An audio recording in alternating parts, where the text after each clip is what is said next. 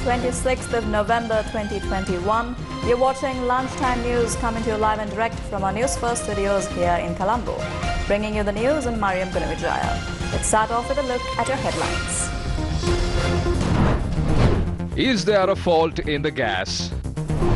Will a price formula for petrol and diesel be introduced? Work to rule action by Ceylon Electricity Board Engineers Union continues. Who tapped the phone calls of MP Mujibur Rahman?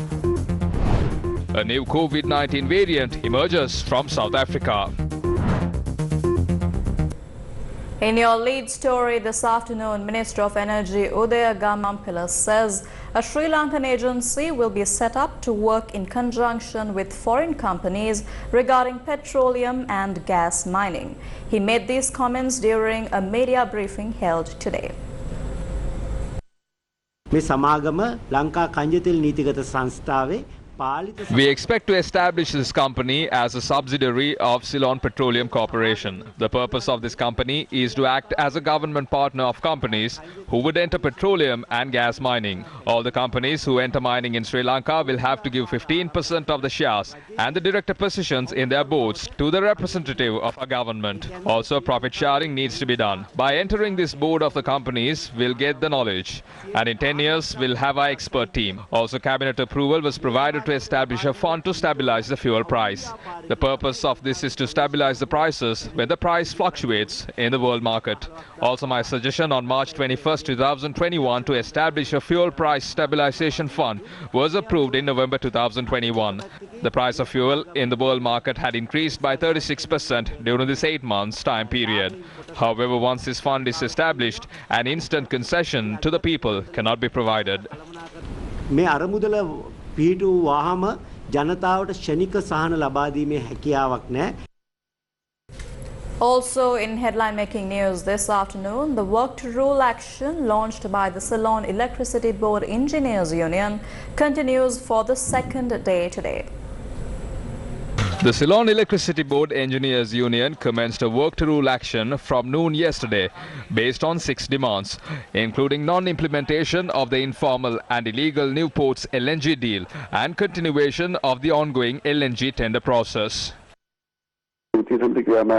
What is happening with the work to rule action is that the system is slowly falling apart. If we go in for a full strike action, we will have to live in darkness. We have gone for a work to rule action to provide some time for the government to take a decision. The electricity system will fall. The people will be inconvenienced.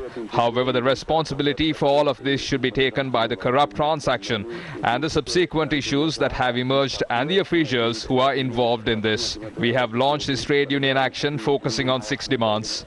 We will continue to engage in this trade union action until a solution is provided. The fundamental rights application filed against the transfer of shares of the Yugadanavi plant to Newfirst Energy will be taken up for consideration on Monday, the 29th of November.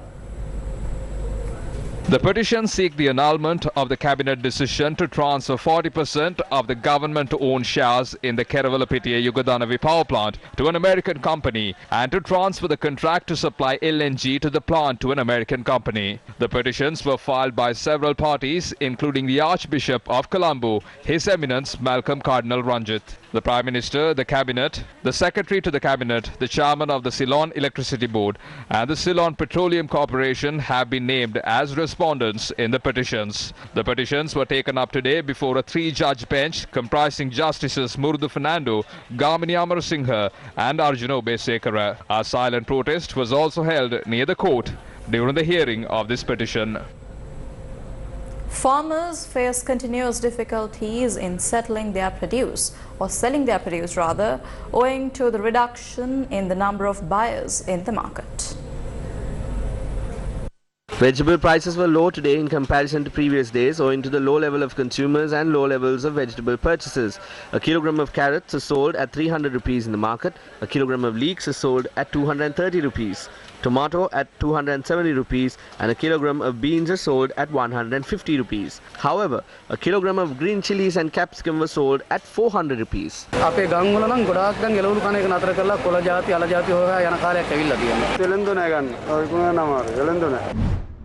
Meanwhile, it was observed that the prices of fruits have increased in the market as well. Traders point out that the price increase is seen as a result of the rain and the shortage of fertilizer. Prices of watermelon has skyrocketed to a record high. The wholesale price of a kilogram of watermelon at the Dambulla Dedicated Economic Centre was between 250 to 260 rupees. Previously, the wholesale price of the fruit stood between 35 to 40 rupees.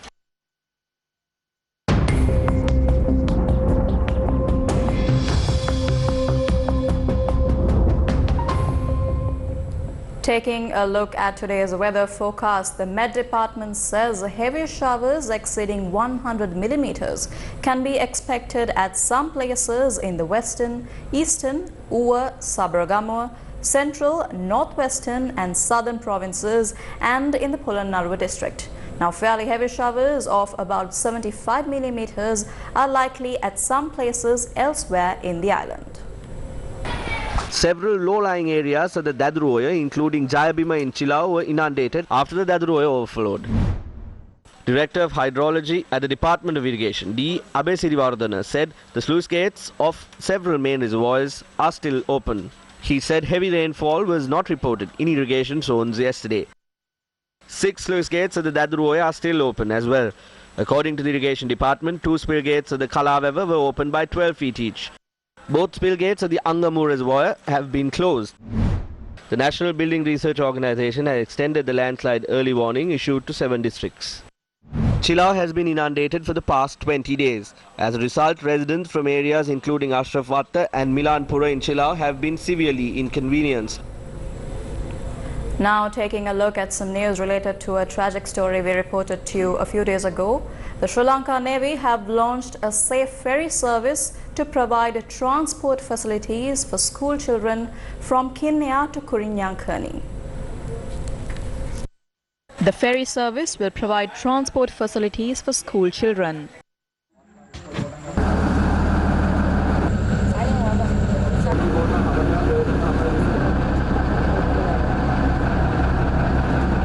Six people, including 4 children, died when a ferry capsized at the Kinya Lagoon on the 23rd of this month due to the delay in constructing a bridge across the lagoon. An SLTB bus service is also in place to provide transport facilities.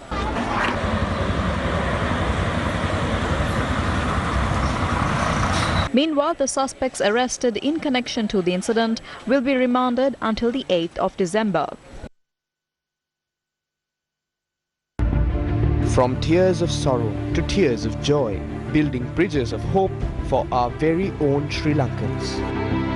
Kalugala, Dambulla, Watamada, Hambegamuwa, Neluwa, Gaul, Pokpitiya, Hunnaskiriya, Peelakumbura, Balangota, Vagolla, Udavavagama. Building bridges for the people to realize their aspirations.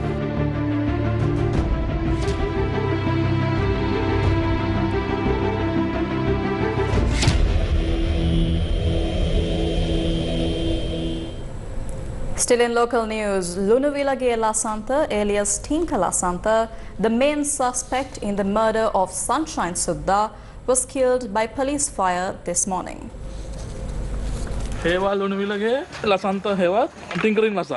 The police said the suspect was arrested by officers of the Kalutara District Anti-Corruption Unit while he was hiding at a house in the Kalutara area.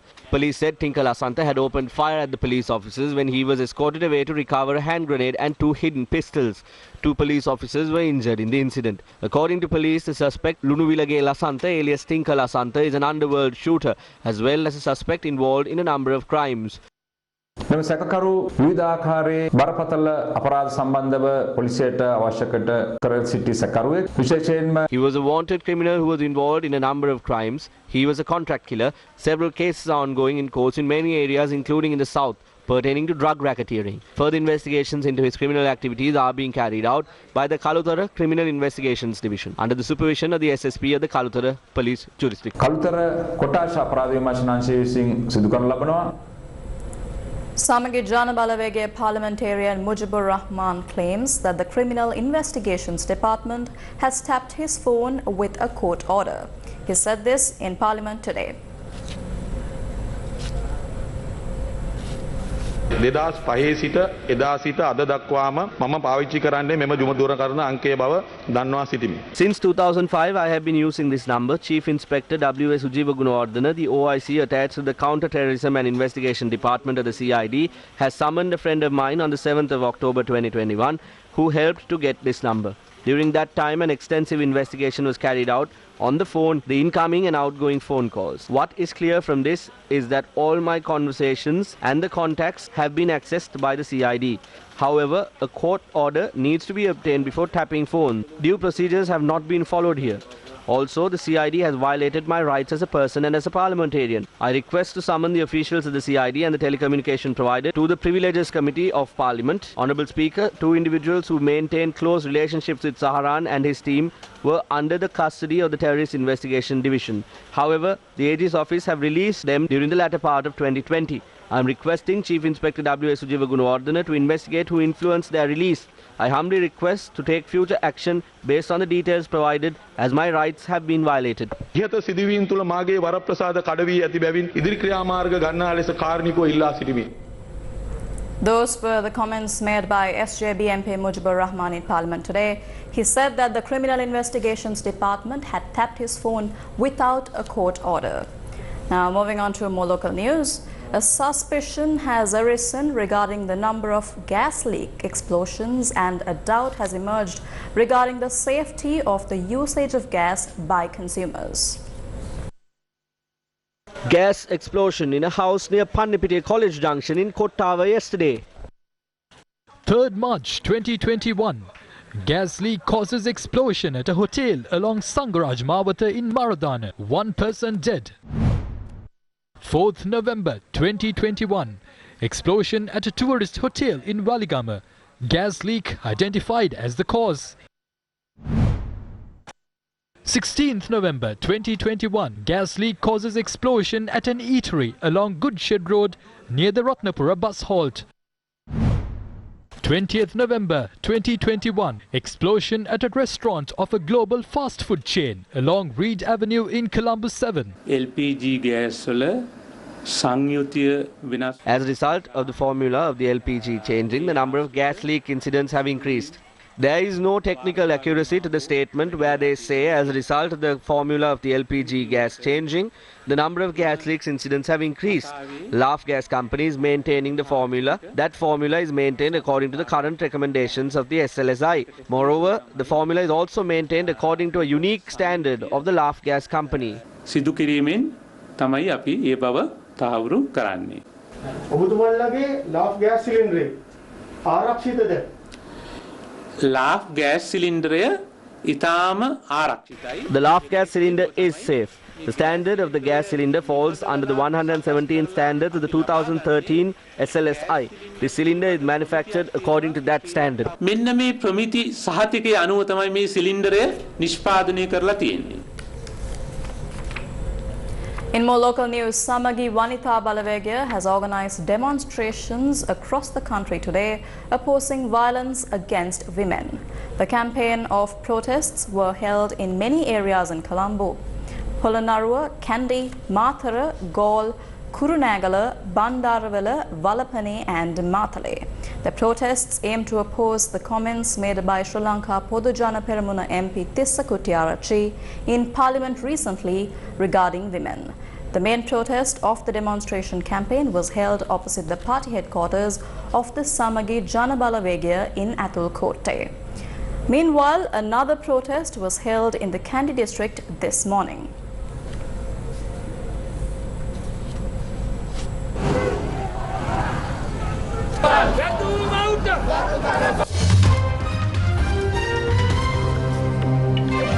With that, we wrap up this edition of Lunchtime News here on TV1. For details of the stories and much more, you can log on to our website www.newsfirst.lk. Thank you for watching. A very good day to you and take care.